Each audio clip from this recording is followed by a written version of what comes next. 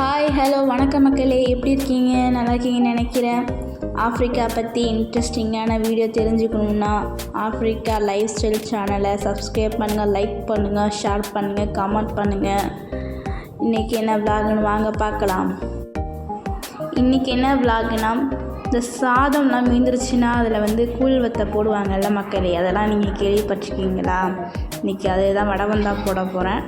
சாதம் இது பாஸ்மதி அரிசி தான், பாஸ்மதி ரைஸ். சாதம் அடிக்கடி மிந்து போயிடுதா, அதான் ஃப்ரிட்ஜில் ஸ்டோர் பண்ணி அது கூழ் வத்த மாரி போட்டாச்சு. அதான் பார்க்கலாம் வாங்க. ரொம்ப சிம்பிள் தான், இது ரொம்ப கஷ்டம்லாம் கிடையாது. இது தனைக்கும் மீற சாதத்தெல்லாம் ஸ்டோர் பண்ணி ஃப்ரிட்ஜில் வச்சுக்கணும். அதை வச்சுக்கிட்டு கொஞ்சம் தண்ணி ஊற்றி தான் வைக்கணும், நார்மலாக வைக்கக்கூடாது. சாதத்தில் நான் யூஸ் பண்ணிக்கிறதான பாஸ்மதி ரைஸ் தான், நாங்கள் அதான் சாப்பிட்டுட்ருக்கோம். அதை இன்றைக்கி பண்ணியிருக்கேன். ஃபஸ்ட்டு ரைஸை மிக்சியில் ரொம்ப அரைக்கக்கூடாது, ரொம்ப அரைச்சிட்டா இதாகிடும். இந்த வத்தல் வராது. இது கரெக்டான பக்குவத்தில் தான் இந்த வத்தல் ரெடி பண்ணணும். கரெக்டான பக்குவத்தில் ரெடி பண்ணிவிட்டு சால்ட்டு தேவையான அளவு இதில் போடணும். நெக்ஸ்ட்டு பார்த்திங்கன்னா சால்ட்டு போட்டதுக்கப்புறம் காரத்தூள் இருக்குல்ல, சில்லி பவுடர், அது 2 ஸ்பூன் தேவையான அளவுக்கு தான் போட்டுக்கிட்டு, அடுத்தது சீரகத்தூள் இருக்குல்ல, சீரகத்தூள்லாம் நான் எப்போவுமே அரைச்சி தான் வச்சுருப்பேன். சீரகம், பெருஞ்சீரகம், மிளகு எல்லாமே அரைச்சி வச்சுருப்பேன் மிக்சியில். சீரகத்தூள் ஒரு தேவையான அளவு கொஞ்சம் 1 டீஸ்பூன் போட்டுக்கிட்டு நல்லா மிக்ஸ் பண்ணிக்கணும்.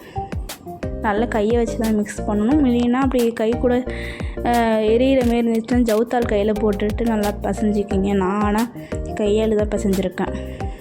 நல்லா பசைஞ்சிக்கணும். ஃபஸ்ட்டு பசைஞ்சதுக்கப்புறம்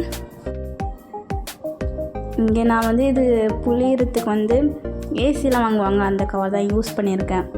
ஜவுத்தாள் வேறு எதுவுமே இங்கே இல்லை. ஆஃப்ரிக்காவில் நான் இருக்கிற இடத்துல வேஸ்டிக்கெலாம் இங்கே எங்கே போகிறது? நான் அதில் வீட்டில் இருக்கிற போல் தான் யூஸ் பண்ணியிருக்கேன். ஜவுத்தாள் தான். இது 2 விதமாக போடலாம். ஒன்று இந்த எண்ணெய் பாக்கெட்டில் போடுவாங்கள்ல, அதில் ஒரு மெத்தடும் இந்தமாரி நான் கிள்ளியும் போடுவேன். அந்த மெத்தடும் உங்களுக்கு போட்டு காட்டுறேன் எப்படின்னுட்டு பாருங்கள்.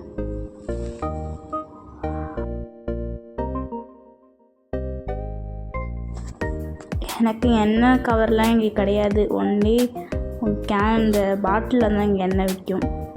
நான் ஜிப்பேக் கவர் இருக்குல்ல, அந்த கவர் தான் யூஸ் பண்ணியிருக்கேன். அடியில் தேவையான அளவுக்கு கட் பண்ணிக்கிட்டு மாவு அதுக்குள்ளே போட்டுக்கிட்டு, இது ஹீட்டாலாம் இருக்காதுல்ல, நம்ம அம்மா செய்கிற உடம்பெல்லாம் ஹீட்டாக இருக்கும்போது காய வைக்கணும். இது மிக்சியில் தான் நம்ம அரைச்சிருக்கோம், அதனால சில்லாக இருக்கும். நல்லா போட்டு காய வைக்க வேண்டியதுதான். ஒரு 3 டேஸ் 4 டேஸ் காய்ஞ்சால் போதும். இது இங்கே ஆஃப்ரிக்காவில் மழை தூரிகிட்ருக்கா, அதனால் இங்கே எக்ஸ்ட்ரா ரூம் இருக்குது. அதுலேயே சும்மா ஜன்னல் உரமாக போட்டு வச்சுருக்கேன். நாளைக்கு போய்ட்டு மழை இல்லைன்னா வெளில போய் காய போட்டுருவேன். நீங்கள் ஒரு 4 டேஸ் காய போடுங்க.